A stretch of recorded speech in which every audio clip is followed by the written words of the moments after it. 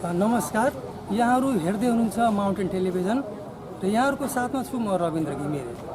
आज हामी नरेनापुर गाउँपालिका वडा नम्बर 4 को परिसरमा आइपुगेका छौँ र वडा नम्बर 4 को नौसरा भन्ने बस्तीमा चाहिँ हामी विगत 40-45 वर्षदेखि यहाँको बासिन्दाले चाहिँ भोग्नु परेको विषयलाई लिएर यहाँ चाहिँ लाल पूर्जा विहीन भएका छन्, त्यस विषयलाई लिएर हामी आज यहाँहरूका सामु हामी चर्चा परिचर्चा गर्नेछौँ।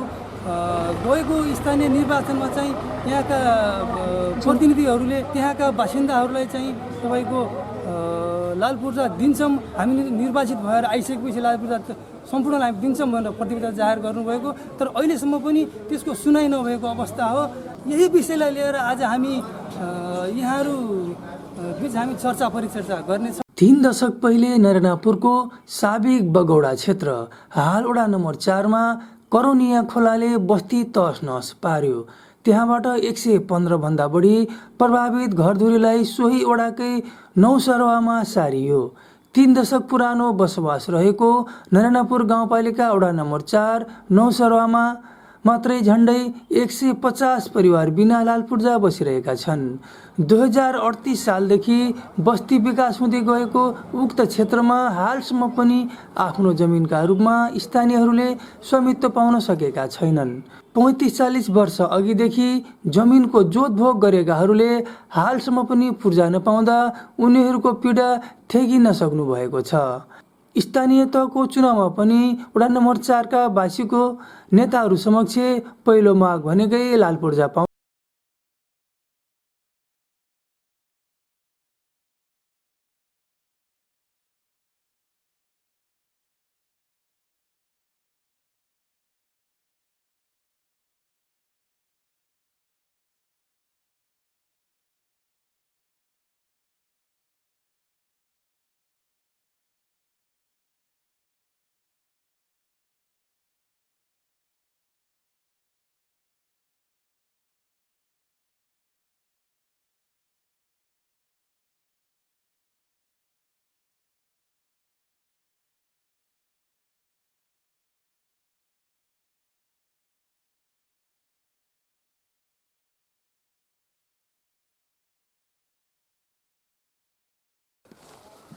हमारा नाम आसाराम, वडा नंबर 4 नरेनापुर गांव पालिका नौसहारा गांव। हमने यहाँ जो मेहनत मजदूरी करके पैसा कौड़ी दिहन, आज बनाए दे वोट दो, हमें जिताए दो, वोट जिताए दिहन। 5 साल त्योरुस में सर हम लोग गांव भर मिलकर गांव पालिका में गए कि हम लोग का प्रमाण बना दिया जाए। आज घड़ी तक कोई बातें नहीं, चलो चलो हो जाएगा, कुछ मिठाई सिठाई का व्यवस्था करा जाए, हम बना देंगे, वो भी कुछ नहीं सुना। काल हम मर जाएंगे तो हमारा बच्चन का उसको बच्चे तो बहुत तंग करेंगे, हम लोग क्या करा जाए साहब? अब कौन उसका उपाय, कौन उपदेश सोचा जाए? तो क्या बोला थे वडा अध्यक्ष? अब वडा ही बोलता है हमको जिताए दियो, हम बना देंगे। अभी आज घड़ी तक वो जीत गया, 4-5 साल हो गया, कोई बातें नहीं उसका किया। हम लोग फिर गांव पालिका में गांव भर जुटे, लेकिन वो भी कोई नहीं सुनवाई करता है। तो गांव पालिका प्रमुख क्या बोलते हैं? प्रमुख तो बोले कि जाओ वडा प्रधान जी, इन लोगों का प्रमाण बना दिया जाए, लेकिन वो भी नहीं बनाया अभी।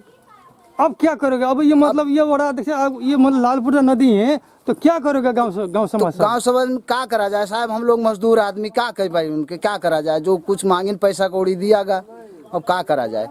अब कौन उपाय है हमारा? गरीब आदमी बोलने के भी होता ना, या ढंगावत है, सुनवाई नहीं होते इसका हाँ, सुनवाई नहीं होते, कुछ क्या करा जाए? अब पैसा दे के लीनगा और नामे नहीं आवा है, लाल पूर्जा नहीं मिला है हमका लोन। कितने साल होएगा? अरे 6 साल हुआ थे भैया। ये कहते कि मोबादी के जो हमारा ही भवा है वो के 2-3 साल के पहले हम यहाँ बैठी रही। और समस्या उनका जब कहो तब कहीं कि तू बसे रहो, जगह वो अरे लाल पूर्जा न दिन जी हमरे कोटा में है। जब चाहिए तो बुझा के किससे खरीदे हो? नाम बता, किससे खरीदे हो? रामन्ना शर्मा से। तो क्या बोला थे वो? अभी वो कहा था कि हमरे लाल पूर्जा में है। ओडा कार्यालय में ओडा अध्यक्ष कुछ नहीं बोला था? वो कहा था कि नामे कोई क्या न करवाए, जब भी चाहिए तब भी उजार सके थे। और ये का जब नापी किहिन है भैया, तभी तो हुआ से तीन गौकट भरने सा है कि तो हमारे बूढ़ों के 73-73 साल होते हैं। तो 73 साल में आंसू हमका मिला है। भत्ता उनका मिला है। और वो 3 साल के खाई बैठ गया, नहीं मिला कुछ। कहीं कागज गायब होगा, जब पैसा मिलेगा तब कहीं कागज गायब होगा, कोई का फूक दी, कोई का कुछ दी। तब हम का 2 नंबर में करवाए, तब वैसा हमका जन्म मिला है। और ना हमका चौर दाल मिला है, ना हमका नल बोरी मिला है, ना हमका कमर मिला है, कोई चीज़ भी नहीं मिला है। और ना हमका कहूँ टीन मिला है, और ना कहूँ कहते हैं आवास में नाम लिखा जाता है, वो भी नहीं मिला है। हमका कोई चीज़ नहीं मिला है, खाली पर मजूरी हम मेहनत करे खाई थे। वोड़ा अध्यक्ष सिर्फ आश्वासन दिए थे और कुछ नहीं करा था। कोई कुछ नहीं, चौरावा बिका कि अरे बाटिन है कि वो नहीं मिला है हमका। दिने हो कि दिने होइन कि यो सबै मान्छेलाई यस्तै छ, सबैजना त्यही पर्दै। यो जति टोल छ नि यतातिर, यो बाटोदेखि यतातिर नारायणपुरदेखि त्यो चौकीसम्म यता बाहेक सब प्रधानजीको हो। अनि उहाँले अब दिने नदिने अब के विचार छ, यस्तै सबैलाई झुलाउनुहुन्छ कि त्यही जग्गा पनि आधी बेच्नुहुन्छ, 10,000 20,000मा बेच्नुहुन्छ, कसैलाई पनि नाममा पास गरिदिनुहुन्न।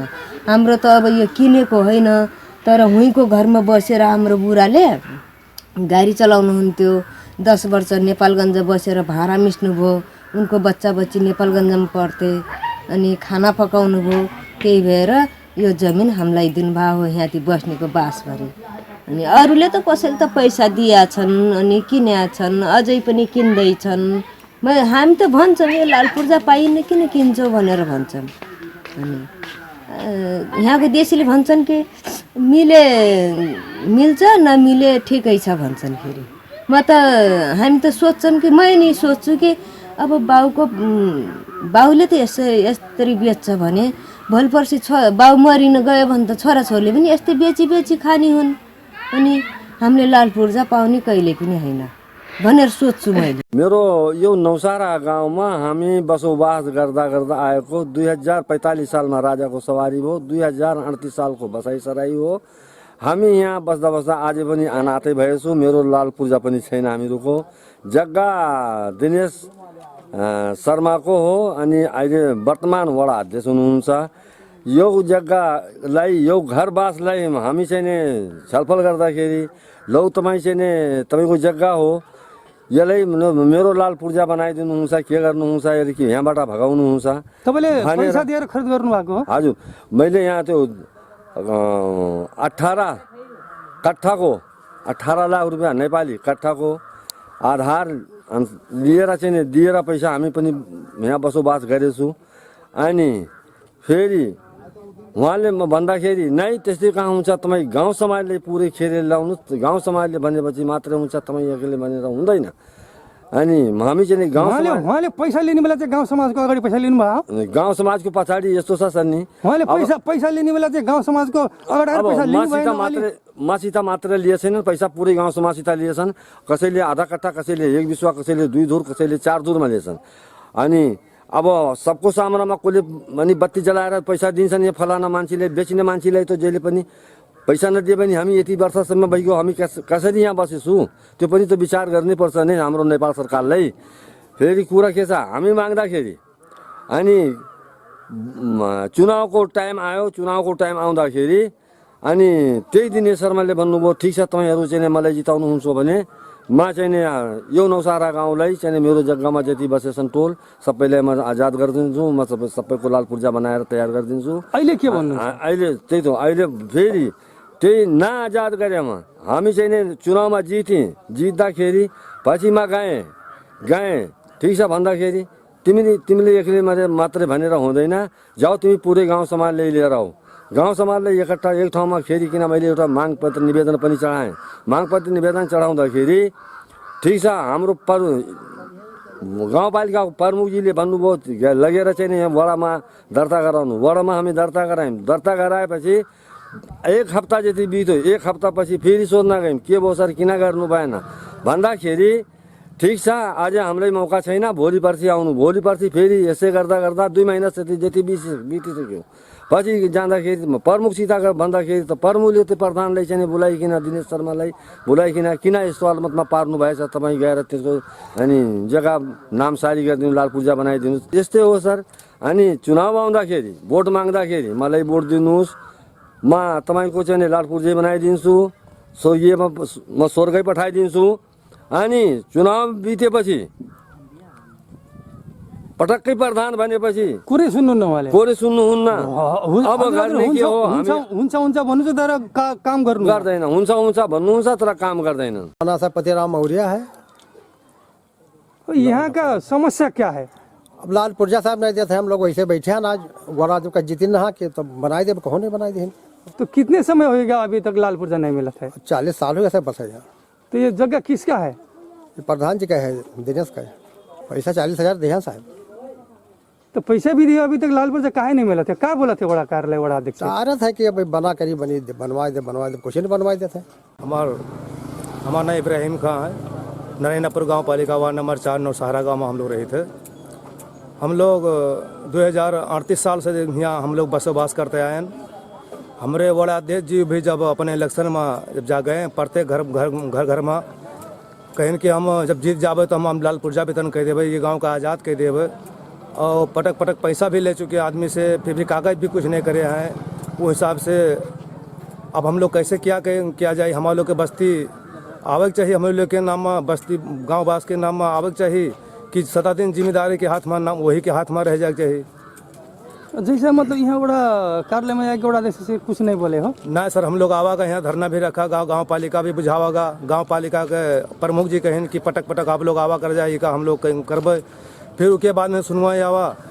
हमारे लोग के गांव से अपने जो उनके कार्यकर्ता हैं उनसे कहा कहीं वो लोग कि हमें 2 बेटियों का शादी कराए दें, तो मैंने हम गांव का उनके नामे कह दी। फिर कहें कि हमारे बड़े भाई जाए की बात की, तो हम लोग अपने रामानंद शर्मा जी से पुरान जो जिम्मेदार हैं उनके सामने गवागा, कम से कम गांव के 100-150-200 आदमी। तो उन भी कहें भाई हमारा नाम मिठू है, मिठाई उठाई ना खीबे मने, लेकिन हम पैसा लेके देवे। सबसे ज़्यादा मेन समस्या हमारे लोग के झगड़ा जो होते गांव में, खाली पानी के कारण ज़्यादा होते बरखा में। उससे भी हम लोग का कई दिन हम लोग का समझावे ले कहा माटो पटान जाए कि हमारे नौसहारा गाँव में करीन बिना नाली के। हम लोग सिफारिश भी मांगे आवागा कि हम लोग का सिफारिश दे दो, हम लोग का अदालत है, हम लोग वहाँ जाए के अपन के दरवाज़ा खटखटावा जाए। वार्ड अध्यक्ष से भी कहागा, तो वो सिफारिश देख जब वही वार्ड अध्यक्ष उन्हीं जिम्मेदार, उन्हीं के संपत्ति जाना है, उन्हीं बैठाई ना लाई के, तो कहाँ हम लोग को सिफारिश देते हैं? सिफारिश देते नहीं हम लोग का। आवाज़ आते हैं, लेकिन कहीं भी देखा जाए तो अगर मान लो 5 से घर धुरी है तो 3 से घर धुरी 1 लंग आवत है, 2 से घर धुरी 1 लंग, तो हमेशा जिम्मेदार लोग छाँट दिया करते हैं। जो सदैव परंपरा ही चलता आवा है। 3 से 4 से 1 लंग, 100-150 से 1 लंग। अनि जुन नरेनापुर गाउँपालिका अन्तर्गत वार्ड नम्बर 4 मा जुन बस्ती बसेका छन् साथीहरू, जनताहरू, त्यहाँको सन्दर्भमा अहिलेको राज्यको 3टा सरकार छ, केन्द्र सङ्घ भन्छ जसलाई, अनि त्यसपछि प्रदेश सरकार, स्थानीय सरकार। संविधानले दिएका अधिकारहरू सबैको बाँच्न पाउने, बस्न पाउने, सुरक्षित रहन पाउने, जीवनयापन गर्न पाउने जुन अधिकार संविधानले प्रदत्त गरेको छ त्यसलाई कार्यान्वयन गर्ने काम सरकारको र सरकारको कार्यान्वयन गर्ने काममा कानुन बनाएर, नीति नियम बनाएर सरकारले गर्नुपर्छ। कार्यकारी भूमिका सरकारको र यो सरकारको अवस्थामा नेपाली कांग्रेस एकदमै कमजोर अवस्थामा छ, प्रतिपक्षमा छ। संसदको हैसियतमा प्रतिपक्ष छ, जनताको हैसियतमा होइन कि संसदको हैसियतमा हामी प्रतिपक्ष छ टेक्निकल रूपमा। त्यसैले सरकारले गर्नुपर्ने काम गर्नुपर्छ र मलाई लाग्छ सुकुम्बासी आयोगलाई अलि त अधिकार सम्पन्न बनाएर राज्यले गरिरहेको भन्न सुन्नमा आएको छ र त्यसलाई भूमिहीन र यो बसोबास गरिरहेका अव्यवस्थित बसोबास गरेका साथीहरूलाई उनीहरूलाई व्यवस्थित गर्नुपर्छ भन्ने नेपाली कांग्रेसको पनि म्यान्डेट थियो। हामी निर्वाचनमा त्यसलाई मुद्दा पनि बनाएका थियौँ, हाम्रो घोषणापत्र पनि थियो, तर हामी प्रतिपक्षमा रहन जनताले हामीलाई म्यान्डेट दियो। त्यसकारणले त्यो हाम्रा इस्युहरू यिनीहरू प्रमुख सवालका रूपमा छन् र रहनेछन् भोलिका दिनमा पनि। र राज्यले गर्नुपर्ने त्यहाँको जनप्रतिनिधि, त्यहाँको अहिलेको वर्तमान सांसद, प्रदेश सांसद, अहिलेका सरकार परमा रहेका मान्छेहरूले अलि त जनताको दुःख मर्मलाई ध्यान दिनुपर्ने हो, ध्यान दिनुपर्दछ भन्ने हाम्रो आग्रह हो। जस्तो तपाईँहरूले सरकारलाई चाहिँ यसो गर्न उसो गरेन मात्रै भन्ने गर्नुहुन्छ, तर तपाईँहरूको जुन नेपाली कांग्रेसको प्रतिपक्ष भूमिका हो त्यसको भूमिका त्यति राम्रोसँग निभाएको देखिँदैन नि त। अब हामीहरूले यसलाई प्रतिपक्षको भूमिका हामीहरूको अलि शिष्ट छ। वामपन्थीहरूको रेलिङ तोड्नेदेखि ढुङ्गा मोडा तोडफोड गर्ने हुन्छ भने हामी डेमोक्रेटिक पार्टी त्यसपछि नेपाली कङ्ग्रेसले चाहिँ विरोध चाहिँ जनाउने कार्यक्रम गरिरहेको अवस्था छ। तर अब त्यो शालीन रूपमा छ। त्यसलाई मान्छेहरूले, जनताले, अरूले, मिडियाकर्मीहरूले पनि अलि त त्यसलाई संयमतालाई अलि त उग्रता नभएको हुनाले त्यसलाई अलि नदेखेको पनि हुनसक्दछ। र हाम्रो फेरि यही 29 गते पनि हाम्रो देशव्यापी रूपमा यो विरोध कार्यक्रम छ। यो कोभिडको कारणले गर्दाखेरि पनि हाम्रो के अलि त कार्यक्रममा अलि त राज्यले लिएको नीतिलाई हामीले अलि अङ्गीकार गर्नुपर्ने परिस्थिति भएको नाताले हामीले अलि प्रतिपक्षको भूमिका अलि अदा गर्न नसकेको कोभिडको कारण पनि एउटा कारण हो। यहाँले विरोधका कार्यक्रमहरूको मात्रै कुरा गर्नु, हामी विषयवस्तुतिर लागौँ। जस्तो वडा नम्बर 4 को नौसरा बस्तीमा तपाईँ एउटा त्यहाँको चुनावको बेलामा उम्मेदवार पनि हुनुहुन्थ्यो प्रतिनिधि सभा सदस्यको लागि, होइन? त्यसको लागि तपाईँले कस्तो किसिमको भूमिका निभाउनु भएको छ? अब यसमा हामीहरूले पार्टीको फोरमबाट, हाम्रो पार्टीको केन्द्र लेभलमा, प्रदेश लेभलमा हामीले आफ्नो पार्टीबाट यस्तो समस्याहरू छन्, यो हामीले चुनावको घोषणापत्र पनि राखेको, यो संसदमा तपाईँहरूले कुरा उठाउनु पर्दछ भनेर हाम्रो नेताहरूलाई संसदीय दल मार्फत हामीले संसदमा यो कुरा राख्न लगाएका छौँ। राखेका पनि, राख्नु भएको पनि छ, फेरि पनि राखिनेछ। हामीले योभन्दा हामीसँग अर्को फोरम छैन। प्रतिपक्षको फोरम भनेको संसद हो।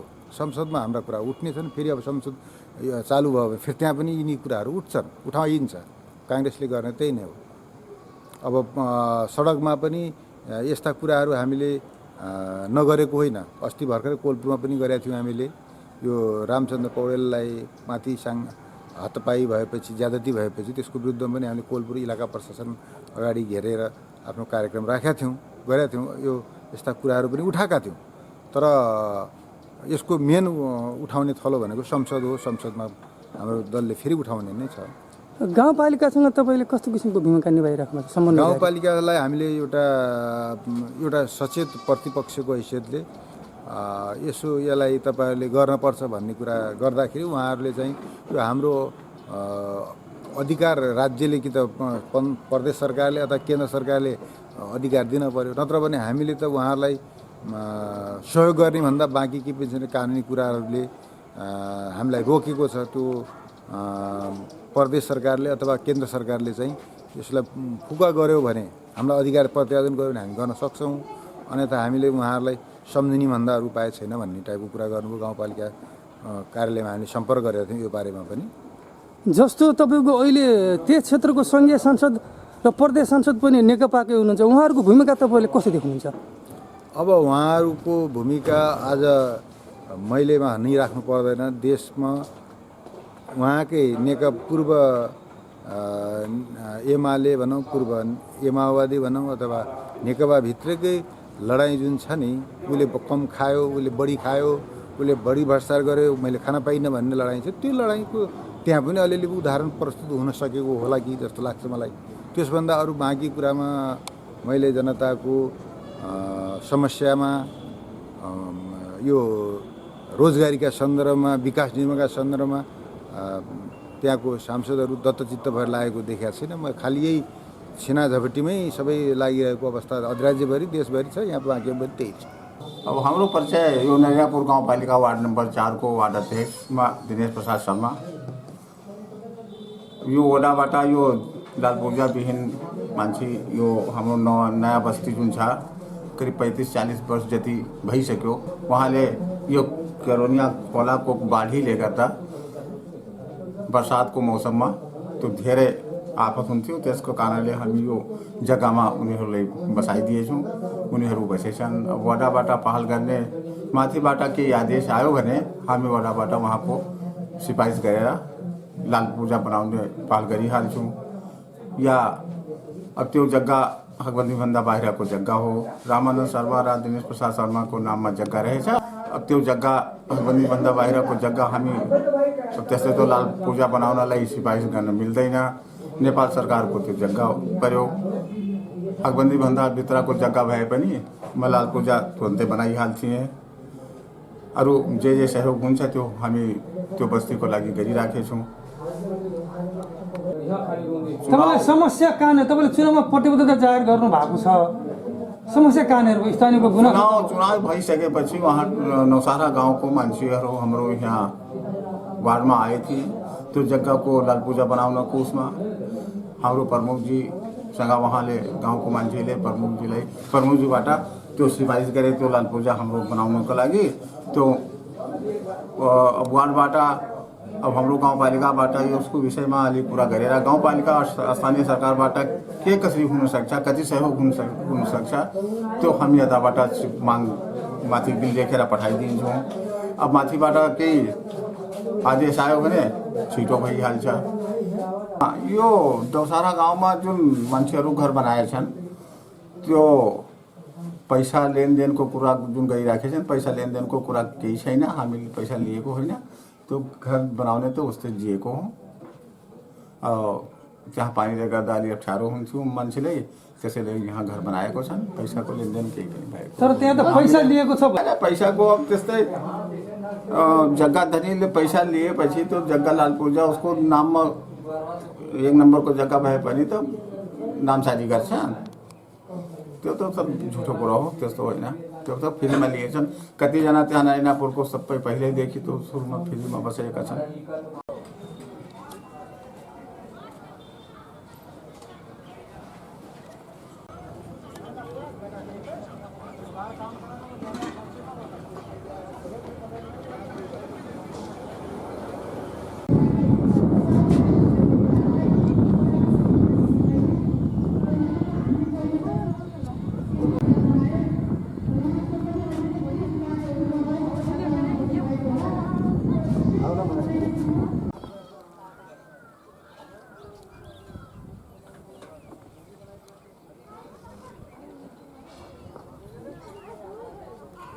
मेरो नाम इश्तियाक अहमद शाह म नरैनापुर गाउँपालिका प्रमुख। मेरो अनुरोध छ कि नरैनापुरमा विकास तो धेरै भएछ लेकिन यसले धेरै कमी पनि छ। जसरी बर्डर समस्या ठुलो समस्या हो, जवानको लागि बस्ने ठाउँ छैन। मेरो तर्फबाट जति हामी गरिरहेछौँ गर्छौँ लेकिन यो कमसेकम प्रदेशबाट यहाँको लागि विशेष पैकेट दिनुपर्छ। एकदम जरुरी छ यो। जसरी छोटी भन्सार चाहियो एकदम जरुरी छ, इम्पोर्टेन्ट छ। आन्तरिक सोच छैन नरैनापुरको, त्यसको लागि बिल्कुल ध्यान दिएर यहाँबाट जानुपर्छ। मन्त्रीज्यू अनुरोध पनि गर्छु तपाईँसँग कि बजेटको अभाव धेरै छ। हामी 14-15 करोडमा के बजेट 50वटा गाउँ छ यहाँ, केही पनि थिएन। यहाँ हर ठाउँमा बाटो चाहियो, बाटो नबनेपछि केही पनि हुँदैन। स्कुलको व्यवस्था एकदम नराम्रो थियो। अब पहिलादेखि मैले स्टार्ट गरेको थियो, स्टार्टिङमा बिचमा कोरोना आयो, त्यसको कारण सबभन्दा ठुलो नुकसान शिक्षाको भएछ। मलाई अब फेरिदेखि प्रयास गरिरहेछु। पहिला हाम्रो यहाँ 12 क्लास थिएन, प्रयास गरेँ 12वां क्लास भयो यहाँ। फेरि अब क्याम्पसको पनि आवश्यकता छ नरैनापुरमा। जो शिक्षा हामी विकास तो गर्न सक्छौँ, शिक्षा नभएपछि केही पनि हुँदैन, सब खत्म बेकार छ। त्यसका अनुरोध छ कि कमसेकम क्याम्पसको लागि पनि व्यवस्था गर्नै पर्छ। एउटा हस्पिटल पिएचसी छ हामीसँग, त्यसको लागि पेपरमा आयो, न्युजमा पनि हेऱ्यौँ कि सब प्रदेश सरकारबाट 3 करोड आइरहेछ, अहिले पनि आएको छैन। हामी कसरी काम गर्ने? 4 साल बितिसक्यो, मात्रै जनतासँग 1 सालको टाइम छ। तो कमसेकम यो आफ्नो पिरियडमा कमसेकम यो जसरी पनि मिलाउनु पर्छ, गर्नै पर्छ। मात्रै फोटो खिचाउने हामी अब फोटो खिचाउँदा हाम्रो लाइफ खत्म भइसक्यो। अब म तपाईँसँग अनुरोध गर्छु कि अब यहाँ नरैनापुरको लागि विशेष ध्यान दिनै पर्छ। यहाँको लागि हामी पनि नेपाली हो, यो नेपालीको भूभाग हो। पहिलेको स्थिति यहाँ यो थियो कि नेपाली करेन्सी चलिरहेको छैन, यस्तो अवस्था थियो नरैनापुरको। आज कमसेकम ब्याङ्क आएपछि ब्याङ्कमा 7,000 अकाउन्ट खुलाएँ मैले जो। अनि फेरि अहिले महिनाको 4 करोड टर्नओभर भइरहेछ। बाहरको पैसा पनि यही आइरहेछ। पहिला सब टोटल इन्डियाबाट कारोबार थियो हाम्रो। त्यसको लागि ध्यान गर्नुपर्छ, मन्त्रीसँग अनुरोध छ मेरो। लाग्छ यो धेरै पहिलेको कुरा हो, त्यो करिब 40-45 साल भइसक्यो वहाँ बसिरहेछ। यो पहिला जुन जिम्मेदारहरू हुन्थ्यो त्यसको जग्गा के भन्छ त्यसलाई मतलब धेरै जग्गा भएपछि बाहिर जान्छ त्यसैमा बसेको हो। अब लालपुर्जाउँलाई समाधानमा कुरा गरिरहेछु, समाधान हुन्छ क्योंकि अब बसेको मान्छे त उठाउन सक्दैन मेरो पिरियडमा, लेकिन अब उहाँको लागि मेरो जिम्मेदारी हो। अहिले जसरी सुकुम्बासी आयोग गठन भएछ त्यसको पनि अब मलाई लाग्छ यो परेको छैन, अब प्रयास गरिरहेको छु, 1-2 महिना पर्छ। अहिले दिनेशसँग पनि कुरा भयो, दिनेशजी हाम्रो जुन सदस्य हुनुहुन्छ उहाँसँग मैले 3 दिन अगाडि पनि कुरा गरेको थिएँ। उहाँले भन्नुभयो थियो आइहाल्छ भनेर, आएपछि म उहाँको लटपुर्जा यो जिम्मेदारको और उहाँको बाजे छ, त्यसको म प्रयास बाटो निकालिरहेको छु, सफलता हासिल गर्छु। मैले जुन काममा लाग्छु त्यसमा सफलता ईश्वरले दिन्छ।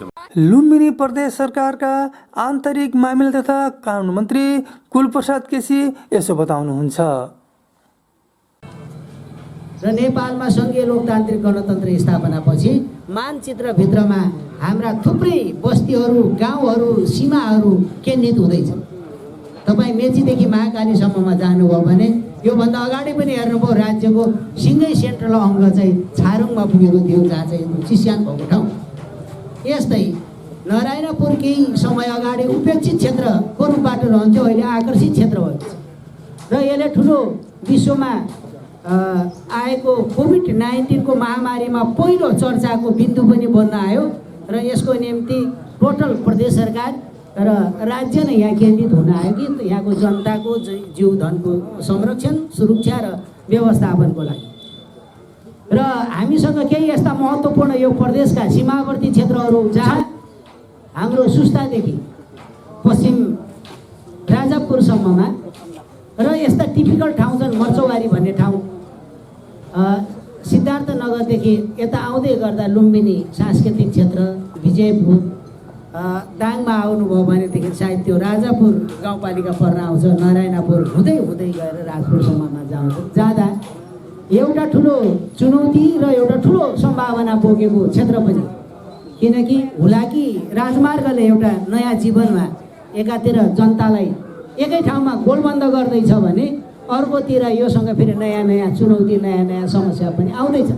यस कारणले यो समयमा तपाईँहरूको अगाडि हामीले यहाँ जो अध्ययन गऱ्यौँ, भ्रमण गऱ्यौँ, यसपछि यहाँको आवश्यकताबारे नारायणपुर गाउँपालिकाका अध्यक्षज्यू लगायत सबै जनप्रतिनिधि साथीहरू बधाईको पात्र हुनुहुन्छ। तपाईँहरूले यही ठाउँ, यही माटो तपाईँको पुर्ख्यौलीदेखि हुर्केर अहिले जो तपाईँहरूले नेतृत्व गरेर परिवर्तनको जिम्मेवारी लिनुभयो, यो दुर्लभ समयको महत्त्वपूर्ण क्षण, त्यसैले यसलाई तपाईँहरूले भरपुर युज गर्न सक्नुहुनेछ। र अहिले म देख्दैछु कि